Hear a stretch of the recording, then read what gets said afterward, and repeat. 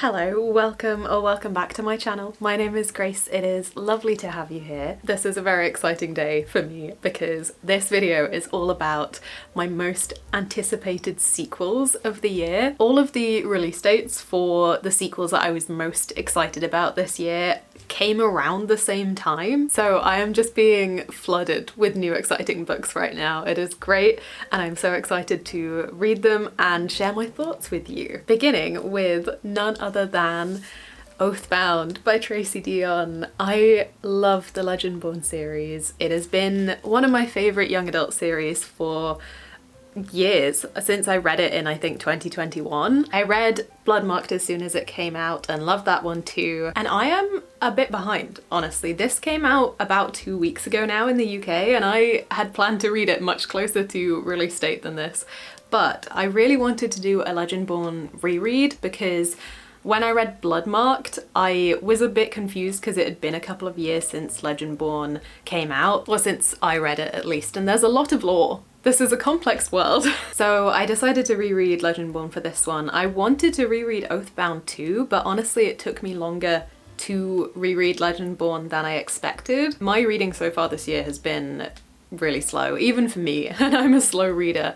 And I think when I first read Legendborn and Bloodmarked as well, I devoured those books because they're very action-packed and there's a lot of tension. It's something that you race through, but I tend to remember books quite well, so there were some things I'd forgotten towards the end. The last kind of 100 pages of Legendborn, there was a lot of stuff that I had not remembered in full detail, at least. I hadn't remembered all of the twists and turns, so I read that part really quickly, but the rest of it I didn't have the same kind of suspense of what's gonna happen pushing me through it really fast. I still really enjoyed it, I just didn't have that kind of impetus. And now we're at the point where I'm seeing all of these videos about Oathbound coming out and I just don't want to risk getting spoilers anymore. I know that Tracy Deonn has said that if there is any book in this series you don't want to get spoilers for, it is Oathbound. So I think it is time. I'm gonna read through a couple of overviews, I think, of Bloodmarked to jog my memory because there are definitely some things that have slipped my mind from that book. But I'm really excited to get into this one. Can I just say, Tracy Deonn is wonderful at marketing. She is one of the best authors I've seen on social media for kind of building up hype around her stories. She does a phenomenal job. She's really gotten me excited for this one. I was already excited, but she's really made me think some crazy stuff's gonna go down in here. Just for anyone who doesn't know what Legendborn is about, I'm not gonna give any spoilers in this vlog, or if I do, I will warn you beforehand and put chapters in so you can skip them because I want you to read this series. I think it is really underappreciated. It has a decent amount of hype, but not as much as it deserves, I don't think. In this series we follow Bree, who is a young black girl from the American South. I think at the start of the series she's 16. We are introduced to her not long after her mother has passed away in an accident and she has enrolled on this program for smart kids to go to college early, basically. But she starts to stumble into strange happenings on campus and then something happens to make her think that the night that her mother died, things weren't quite what they seemed. So she ends up getting wrapped up in this secret society, trying to find answers about what really happened to her mum. And this is not just any secret society. They claim to be descendants of King Arthur and the Knights of the Round Table. There are very few series that have gripped me in the way that this one does, and I think that it just balances perfectly all of the fun of YA, all of the action and suspense, and the romance too. The romance in here is stellar, with some really heavy-hitting themes. As you can imagine, Bree being a young black girl at a primarily white school and then a very, very white secret society that's embedded in all of these old bloodlines brings up a lot of issues of race, and this really doesn't shy away from the brutality of the history that has led to the privilege of these people around her. I just think this series is great and I am very excited to read the next one. This is number 3 out of what we currently believe is 4. Sorry, the lighting keeps changing. The sun keeps coming in and out from behind the clouds. The only thing that I've heard so far about this one is that it is written multi-POV, which I'm very intrigued by because up until this point we've just been reading things from Bree's perspective, which I really enjoyed. I love her as a main character, but the rest of the cast is really strong as well and I'm very interested to see how that will work. This is chunky. This is over 600 pages, so it's probably going to take me at least a few days, even if I am really gripped by it. I'm hoping to basically just read for the rest of the day, and it's early afternoon now, so hopefully I can get through a good chunk of the start of this one, and I'll give you an update when I have some thoughts.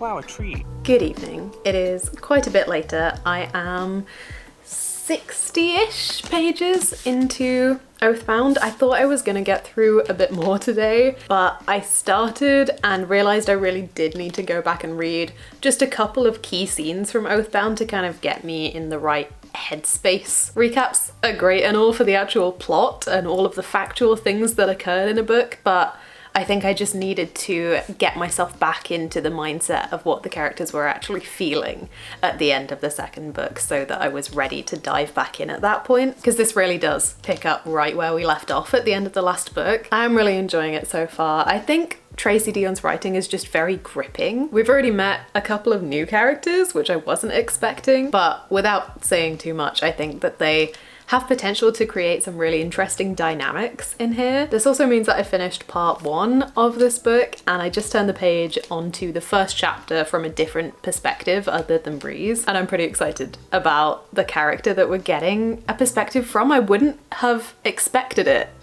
which I think is really fun, and they're one of my favorite characters, so I'm pretty pumped. It is funny because this is a 640-ish page book, and normally I would be so intimidated by that, and I am still a little bit, but I know that I'm gonna read this much faster than most 600 plus page books. I just think the way that Tracy Deon weaves her narratives, there's so much tension throughout, and I find them really easy to fly through. And that isn't usually my kind of thing. I tend to go for slower paced books, but I'm so glad that I found this series and I just get to be excited the whole time. So I'm gonna head to bed now, but I think I'm probably gonna end up reading a bit more in bed, so hopefully I'll have an update for you in the morning. Hello, good morning. Just a quick one because I am about to run out the door. My friend and I are actually going to a market today for all of the like indie businesses in the area, and then I think we're gonna do some thrifting, so I won't be able to read until tonight really, but I wanted to update you because I hit 100 pages in Oathbound. I don't have too much more to say yet, except that I'm still really having a great time. I've read a few chapters now from different perspectives, and I think it's really interesting the perspectives that Tracy has chosen to tell the story from. They're not necessarily the ones I would have expected, but I think they make for a really interesting narrative, and I think it's going to be really fun to have all of these kind of splintered threads come back together towards the end. I'm excited to see. I'm just excited for Tracy Deon to take me on a journey. I'm having fun, and I'm definitely still reading it much faster than I would most books. I find it really easy to just slip into this setting and this story. But like I said, I must run out for the day, so I probably won't give you a reading update until tomorrow morning, but I might give you a little bit of an update of what we're doing today because I think it's going to be cute.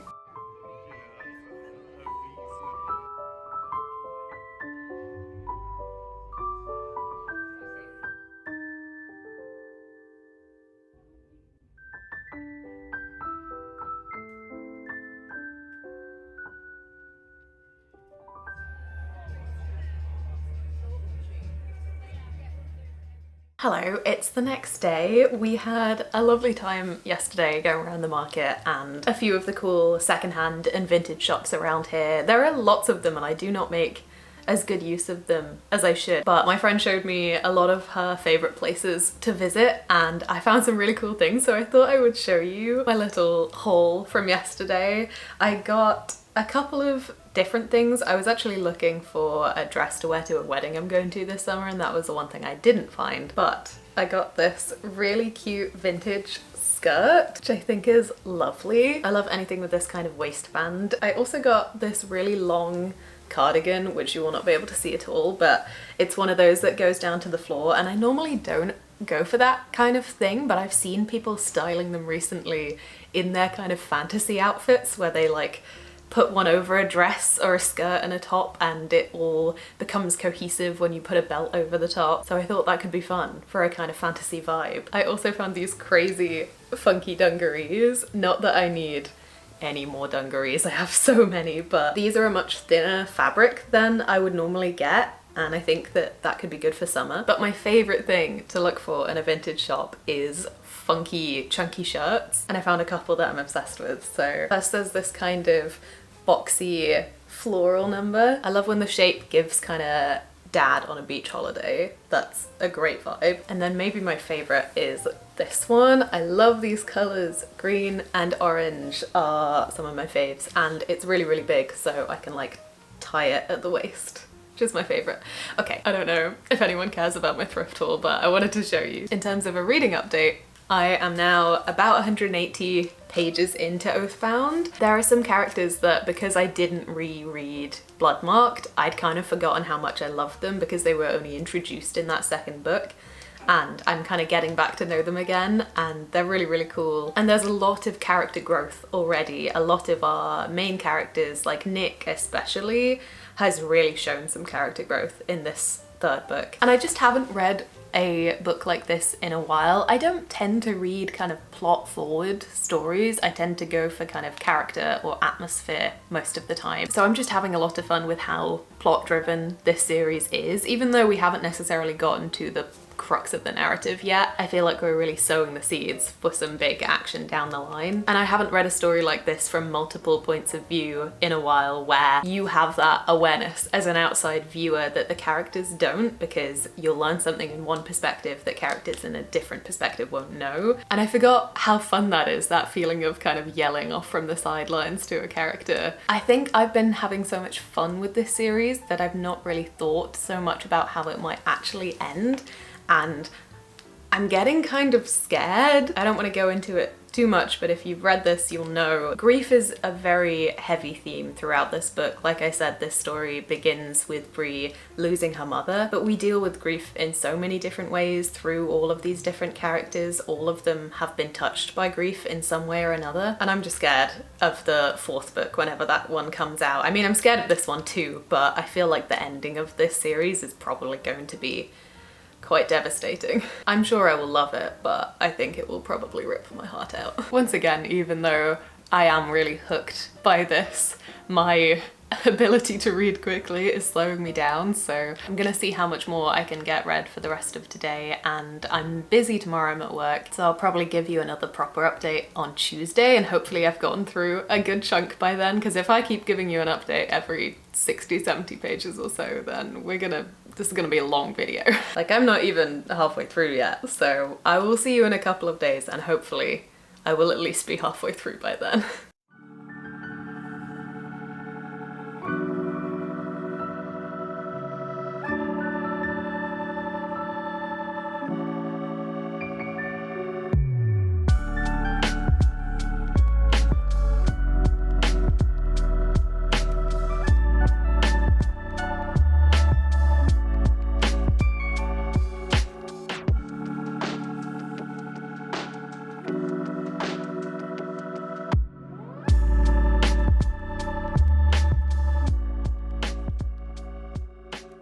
Hello, it is a few days later and I am officially over halfway into Oathbound. I'm about 350 pages in. I just started part 3 and honestly I was getting a little bit kind of antsy with it. I kind of wanted things to start tying together, and it's happening. I'm so excited. Things are starting to kind of weave back together again, and I've had a lot of fun with the kind of new characters that have been introduced, but I was kind of missing the dynamics between our main characters, so I'm really glad that things seem to be starting to tie back together again. I'm also enjoying, as well as this new kind of point of view shifting that we're getting, each chapter starts with a time after a certain event, and I think that's really good to kind of ground us in how long things are taking and where different characters are at the same time. But yeah, I feel like we've had most of the setup now, all of the foundations have been laid, and the rest of the book is gonna be payoff, so I'm feeling like I'm gonna race through the rest of this.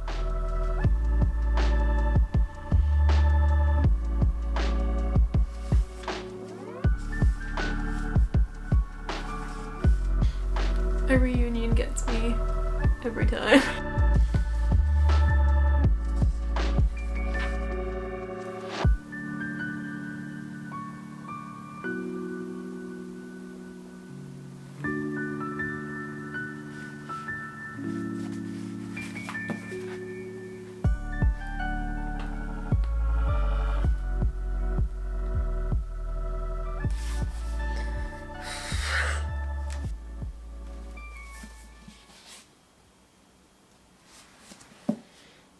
Hello. I've finished Oathbound. It's been a few days. I decided I just wanted to kind of lock in and focus and finish it and then speak to you about my thoughts, largely because the second half was very different to the first half. The first half of this book takes place over about 4 months, I think, and then the second half is about 3 days, so pacing wise it feels completely different. Wow, okay. I'm gathering my thoughts. I just closed this and oof, that was quite an ending. I have to be honest, I didn't love the second half as much as I loved the first half, or at least there's a particular segment of this book from about halfway until about 100 pages before the end, where you're in one particular scenario, and that part didn't quite work for me. I feel like a lot of people will like it because conceptually it was quite fun, but I think the pacing of it just didn't feel quite right for me, and there were certain things that I was missing. But then we got to the last 100-ish pages and that bit worked a lot better for me. Things started to kind of tie back together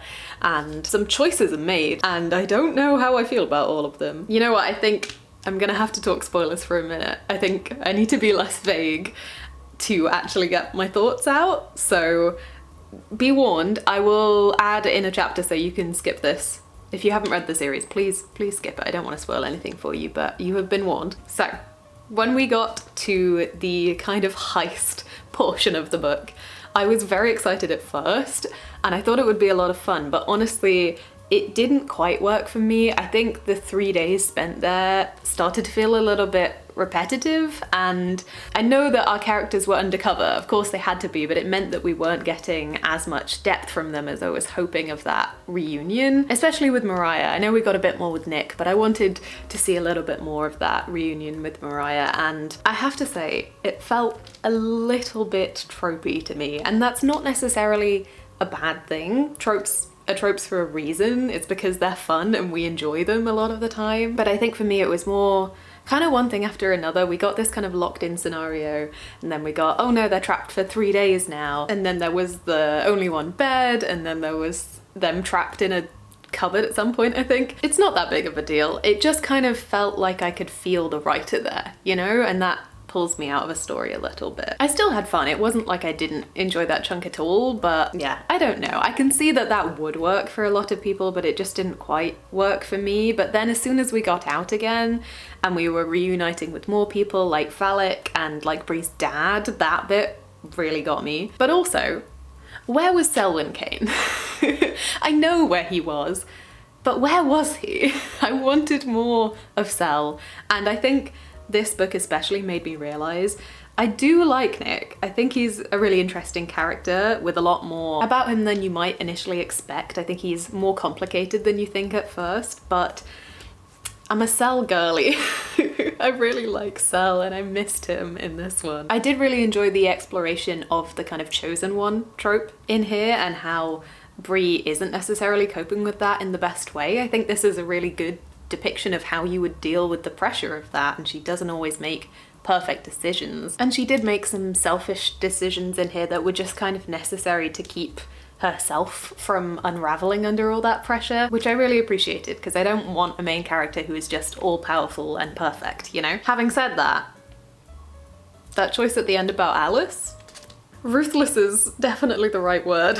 I really don't know how to feel about that one. I love Alice. She was one of my favorite things about Bloodmarked, and I really missed her in this one as well. I mean, I know why she wasn't around, but if we can't get her back, I will be fuming. I think as well, because the motivation during the heist sequence was to get the crown, and that felt like kind of dubious motivation to me. I understand that they were doing it for a short-term goal to help the root crafters, but long-term, obviously it wasn't going to be a good plan. And as soon as we were back out in the world and just directly going to help those root craft girls, I was much more engaged by that. So yeah, I have some mixed feelings about the end there. I would love to hear your thoughts. If you have read this, please let me know what you think. Put like a little spoiler mark above your comment if you leave one, but I would love to chat and see what you thought, especially the second half of this one, because it was a very interesting switch up, I think. Okay, spoilers over. I still enjoyed this one, and I am really excited to finish the series whenever that may be. And I say all of this as someone who just has really high expectations for this series, because I loved the first two books. I know not everyone loved Bloodmarked as much as Legendborn, but I actually really enjoyed the second book. I thought there were some really great character explorations in there, and the relationships that we were exploring were some of my favorite relationships in this series. So I guess Oathbound is probably just my Bloodmarked, where other people didn't love that one as much and have loved this one. I'm just kind of the other way around. But again, I still highly, highly recommend this series, and the things that we talk about in here, the concepts and the themes, I think are so important, and I love to see in a young adult space. I feel like I need to sit in a dark room for a bit to process this one. But before I do that, I have a parcel to open with you. I've been holding on to this until I finished Oathbound, but this is the other book I really want to read in this video, and I'm so excited for. I don't think I've ever done an unboxing on this channel, but it's finally time. A good pull. Oh. It's here. It's such a gorgeous cover. These are like my favorite colors. Oh no, okay. So this is the sequel to The Tainted Cup, which was my favorite book last year. So as you might expect, I have high hopes for this one. The Tainted Cup was a total surprise for me. I really didn't expect to love that one as much as I did, because it was my first ever fantasy murder mystery, and I've talked about this a few times, but I don't read murder mysteries because I am a huge coward and they spook me out. But The Tainted Cup worked for me perfectly. It had a lot of creepy fungi, and it had weird plant magic and political intrigue and corruption and mysteries that just became more and more layered. And I absolutely love the two main characters that we follow in this series. We've got kind of a Sherlock and Watson vibe going along. We have the detective Anna, who is incredibly clever and can just put things together in a way that no one else understands, but she's also just considered very strange and a bit abrasive, and she's not so great with the people side of things. And then we have Din, who is her assistant, who's the perspective that we're following, and he has this augmentation, they call it, where he basically has a perfect memory, and he uses this to kind of go and gather information for Anna and then brings it back to her, and she does most of the actually piecing things together. But he is such an endearing character, and at first their relationship is a little bit tense, but the way that they grow to care about each other, I just love the first book, and the world building of it as well. This is set in such a unique world, because every few seasons giant terrifying leviathans come out of the sea and attack this land. So there are many defenses put up, but of course if you live in the center of this land, then you are much safer than if you live on the outskirts. So there's a lot of interesting class dynamics, and the magic system in here is so interesting because it feels kind of borderline scientific. Most of the magic in this setting comes from the fallen leviathans. They are these strange, unfathomable creatures, so they bring with them this weird kind of magic that no one fully understands. It's just so interesting and original. It really put me in a reading slump when I read the first one, because nothing else felt like it. Nothing else felt as exciting and new and fresh. So I'm so excited to go back into this world again. Honestly, I felt like I was going to need a break. I was considering giving myself a few days after Oathbound because that was hefty, but now that I've opened this, I don't know if I can restrain myself. I do have to work for the next few days, so I probably won't get an insane amount of reading done, but I will give you an update when I have one. I'm so excited.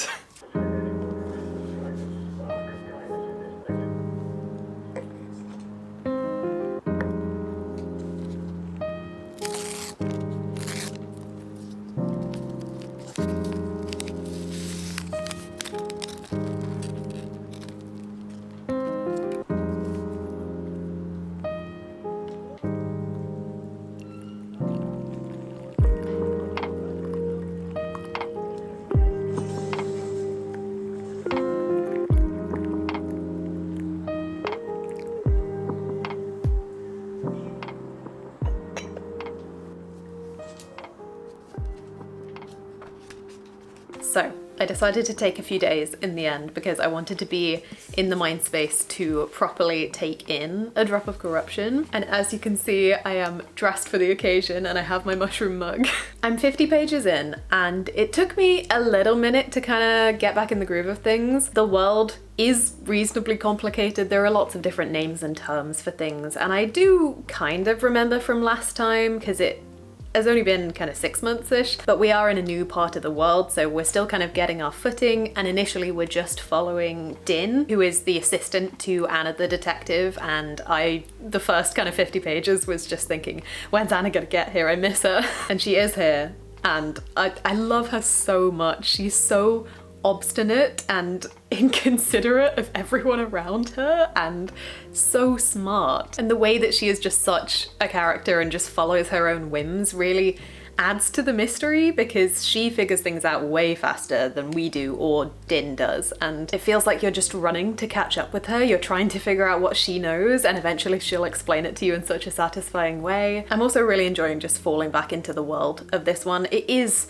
so well built, even if it's taken me a minute to remember all the titles and things. Just the amount of creepy plants going on, and even just the way that plants are built into this world in general, just basic things like a lot of the houses in this setting are built out of reeds and vines. Just the whole infrastructure of this empire is so original and so well thought out that it just feels realistic but also fantastical at the same time. You feel fully ingrained into this truly completely different setting. And we have had the initial crime presented to us now, the jumping off point, because I know things are just gonna spiral from here, and it's already fascinating and you don't know how they're going to solve it, and I know that this is just kind of step one. So as you can probably tell, I'm really excited to continue with this one. I'm hoping I can get a chunk more read tonight and I will give you an update in the morning. Good morning. I am about 60 more pages into Drop of Corruption, so I'm about 110 pages in total. Things are beginning to spiral as I expected. Things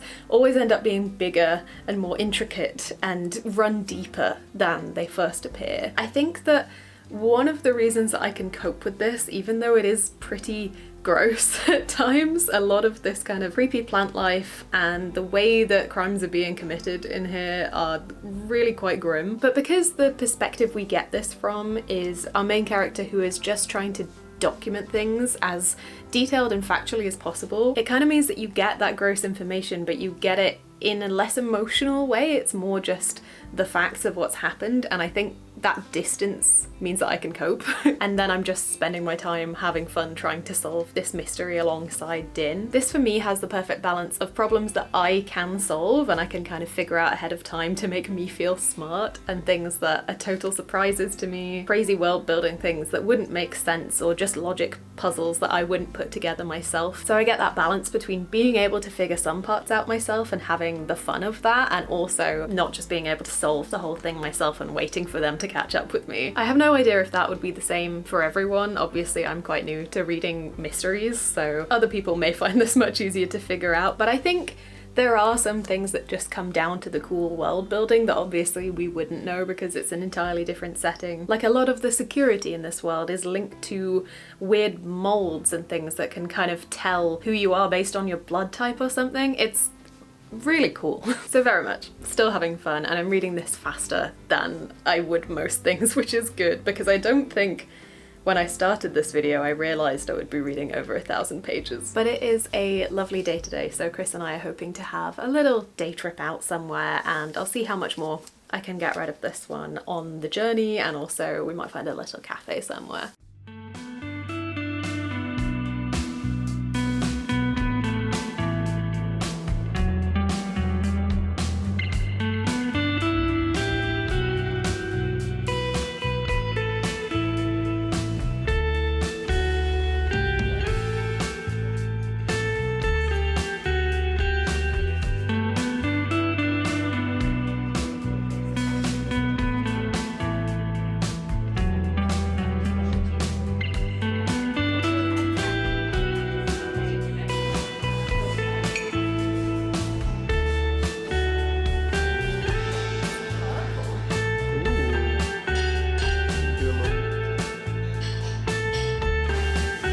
You locked in, are you ready?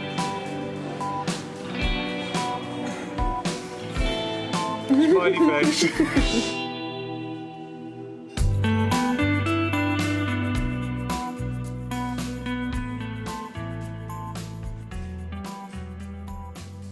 Hello, it is the next afternoon now. We just got back from my favourite little tea shop, which is one of the only cafes nearby where I can actually kind of concentrate and read because it's always quite quiet. It's honestly a dark academia fan's dream in there, and I don't even read dark academia really, but the vibes are immaculate and you feel very kind of cocooned away, and I don't get too overstimulated. I'm now nearly halfway through A Drop of Corruption. There's been maybe a little bit more action in here so far than I expected compared to The Tainted Cup, I think, from my memory of it, and it's really gross. It's just really gross. I don't know how I can cope with this, even though it is written in the way I described before. It is probably still even grosser than most murder mysteries because of this kind of creepy plant magic element to it. But I just kind of find it cool.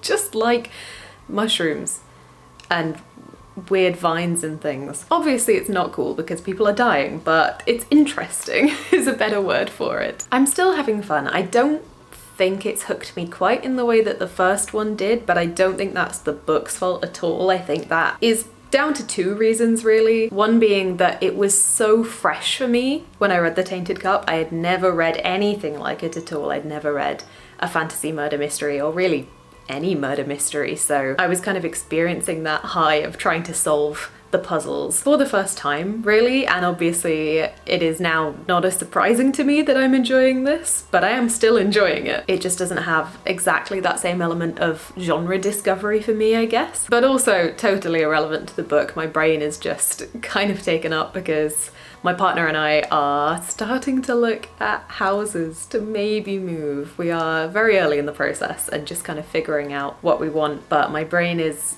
alight with stress and excitement, but just a lot of factors to think about all at once. And I'm not always the best at compartmentalizing things. I just need to kind of put that in a box so that I can give this one the attention it deserves, because I am really enjoying myself. I'm just not kind of devouring it in the same way, I guess. I'm not quite as immersed as before, but yeah, that is, I think, entirely on me. I'm hoping for the second half I can kind of lock in a little bit more, but for now I'm gonna go and make some ramen. I got Chris some really fancy handmade pottery ramen bowls, so I'm excited to use those for the first time. And then the plan is just to continue reading tonight, and I don't start work until really late tomorrow because I'm working a cool jazz event at the library. Who knew libraries hosted jazz? But it'll mean I have some time to hopefully maybe finish this one off in the morning. I don't want to speak too soon, but I would love to just kind of let myself sink in to these last 200 or so pages. I'll probably chat with you in the morning.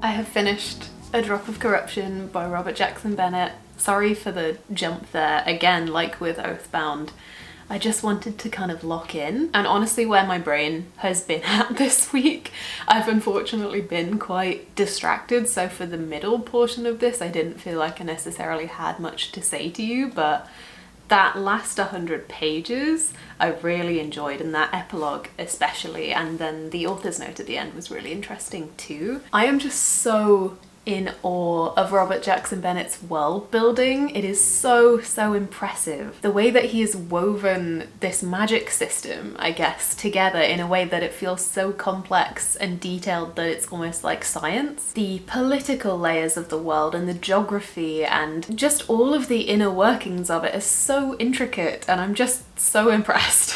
And I really love Anna and Din as characters. I think Din we got to see more of in this book. We got to see more of his motivations, and his relationship with Anna is one of my favourite relationships in fiction, I think. She is such an interesting and slightly terrifying character, and we did learn a bit more about her in this book, and I am so interested to see where this series is going to go, because I think it could just kind of go on forever. This world is so intricate, like I said, so it feels like there are just so many areas of it to explore, but I think that really it depends on that progression of the relationship between these two characters and where that's going to go. I'm just really excited to see where he takes this next. I will say I didn't enjoy this one as much as the first one, but honestly I think that is more a me problem than anything wrong with this book. I think partly just because it was so fresh to me in the first one. It was kind of a totally new concept to me to have that blend between fantasy and murder mystery. I know that isn't a new concept, but for me it was new. So it's just so exciting to find that first time. And then also this week I've just had a lot going on in my head. I meant for this video to take me a week tops, and it has been over 2 weeks now. I often do this where I will plan in a video for a certain amount of time, and then the harsh reality of my reading speed will come back to bite me. And I think I just assume that I can read as fast as most of the people I see on YouTube, and I just can't. This was over 1,000 pages of reading, and that takes me 2 weeks. Honestly, I'm impressed that I managed to read that much in 2 weeks. But like I said, the last 100 pages of this especially really did recapture my attention, thankfully, and I really appreciated what Robert Jackson Bennett had to say in the author's note at the end. He is very much the type of author to lace some reality into his fantasy stories and make some kind of political points, and thankfully I usually align with his views. So yeah, I'm very excited to see where the rest of this series is going to go and what he will have to say in the next books. I feel like there is probably going to be a point in each one, and it's going to be relevant to the time in which it was written, I'm sure. But this is definitely one of my favourite series as well. So there we go. That is probably my two most anticipated releases of the year read. Neither of them necessarily lived up quite to the last one in the series, but I still had a really good time with both of them, and I'm really excited to continue both of these series in the future. And I think both of them have such interesting things to say woven in to that fantasy and that fun and that action-packed story. I really do recommend both of these series so highly. And now comes the long wait for whenever the next ones will come out. Thank you so much for watching and for being here throughout my slow reader struggles. If either of these are series that you've been keeping up with, I would really love to hear your thoughts, but please, if you're going to leave any spoilers, put like a note above them in the comments, because I want everyone to be able to read these. And now I think I'm gonna go and read something very cozy or a fun romance or something that's not gonna take too much brain power. Thank you again so much for watching, and I will see you in another video very soon. Bye bye.